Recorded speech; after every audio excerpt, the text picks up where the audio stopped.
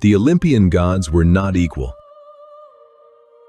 Some ruled desire, some ruled madness. Some ruled war, wisdom, fire, marriage, nature, sea, and sky. But if their divine power became visible, if every Olympian had to prove their strength in one display, who would stand at the bottom, and who would rise above them all? Before the ranking begins, one thing matters. The Olympians were traditionally 12, but ancient tradition did not always fill those 12 thrones in the same way. Some lists included Hestia, goddess of the hearth and sacred fire. Others gave that place to Dionysus, god of wine, ecstasy, and divine madness. For this ranking, we are using the version with Dionysus among the 12. And this is not a ranking of importance. It is a ranking of visible, destructive, mythological force. From divine beauty to the god who could disintegrate a mountain with one strike. 12. Aphrodite. At the lowest point stands Aphrodite. Not because she is weak. Aphrodite rules desire, beauty, attraction, and the force that can bend mortals and gods alike. She does not need to shatter stone when she can shatter judgment. She does not need a spear when longing itself becomes the weapon. On a battlefield, her power would not explode through the ground. It would stop the battle. Two armies ready to kill each other would lower their weapons, confused, overwhelmed, unable to resist what she awakens inside them. Aphrodite ranks low in raw, destructive force, but no one on Olympus would call her harmless. 11.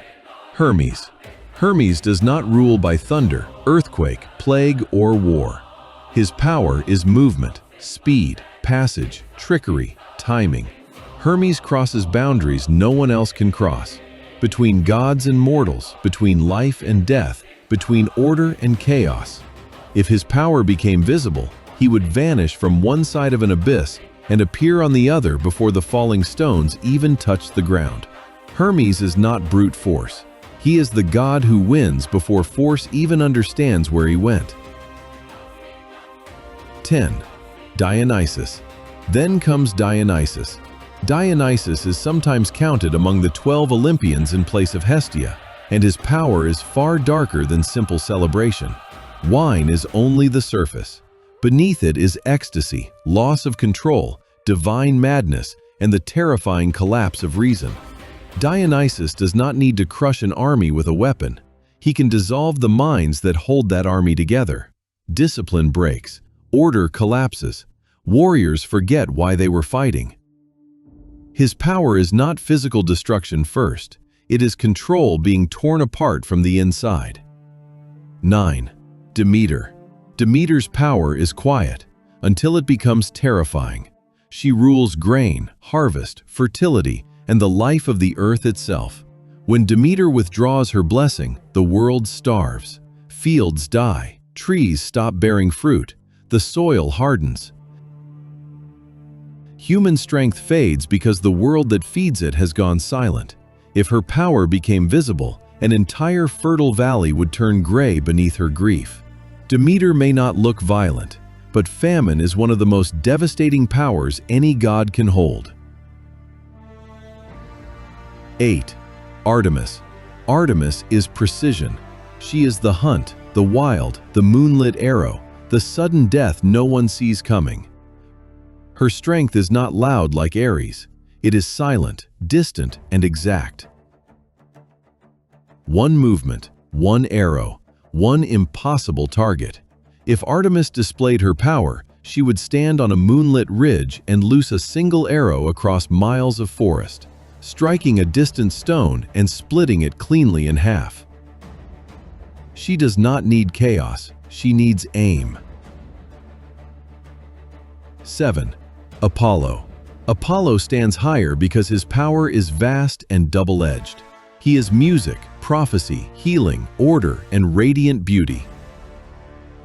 But he is also plague. His arrows can bring sickness.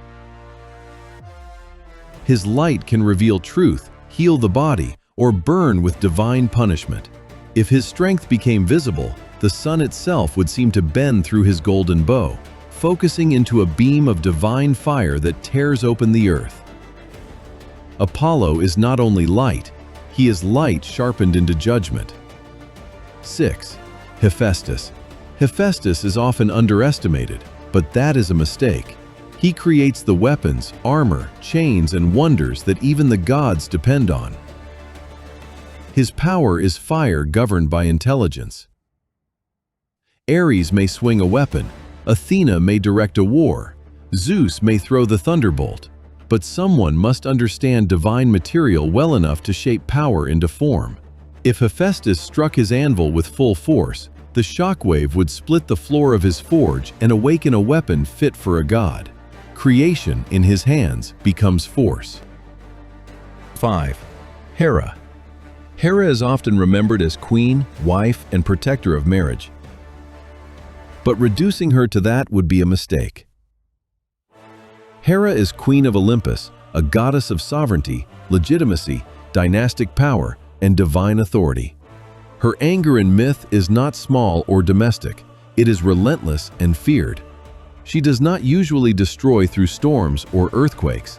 She destroys through judgment, punishment, and the weight of divine queenship. If Hera's power became visible, an entire royal court would fall silent beneath her gaze. Crowns would tremble. Oaths would bind like chains. Hera ranks this high because authority itself can be a weapon. 4. Ares. Ares is war stripped of elegance. He is not strategy, he is not justice, he is not discipline. He is violence given a body. When Ares enters the field, the air changes. Fear spreads, blood rises. The ground seems to remember every battle ever fought upon it. If his power became visible, he would drive his spear into the earth and split a massive rock apart with pure martial force. Ares ranks this high because his power is immediate, physical, and brutal. But raw violence is not always the highest form of power. That is why he does not stand above Athena. 3. Athena. Athena is what Ares is not, force with purpose. She is war, but war controlled by intelligence. She is strategy, discipline, invention, defense, and decisive victory. Ares destroys because battle consumes him.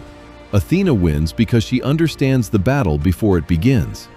If her power became visible, she would stand calm before a charging army, raise her shield, and break the assault without wasting a single movement. That is why Athena ranks above Ares. Not because she is louder, because she is more dangerous. Power without control destroys. Power with wisdom conquers. 2. Poseidon. Only 2 Olympians stand at the very top, and Poseidon is almost impossible to rank below anyone. He is not merely the god of the sea, he is the earth-shaker. The ocean is already terrifying. Storms, waves, drowning depths, ships torn apart in the dark. But Poseidon's power goes deeper. He can shake the land itself. Coastlines can break, cities can tremble. The sea can rise like a wall. If Poseidon unleashed his full force, he would lift a black ocean into the sky and drive it against cliffs until stone, ships, and temples vanished beneath the wave. But even the Earthshaker has one brother above him. 1. Zeus. At the top stands Zeus, not only because he is king, not only because he sits on the throne of Olympus. Zeus stands above the other gods because his power is the sky itself. He commands storm, thunder, lightning, order, kingship, and divine authority. His weapon is not simply a bolt in his hand. It is the force of heaven concentrated into judgment. Among the Olympians, Zeus is the one whose power is most visibly absolute. He stands above Olympus, thunderbolt lowered, while the palace of the gods rises behind him. He sits upon the throne, not as a symbol, but as the center of divine law. He raises his hand, and the sky itself begins to turn. Then the storm answers. A blazing thunderbolt tears across the heavens. It crosses the clouds like a command no one can refuse. It reaches a distant mountain, and the mountain does not crack. It disintegrates. Stone explodes outward.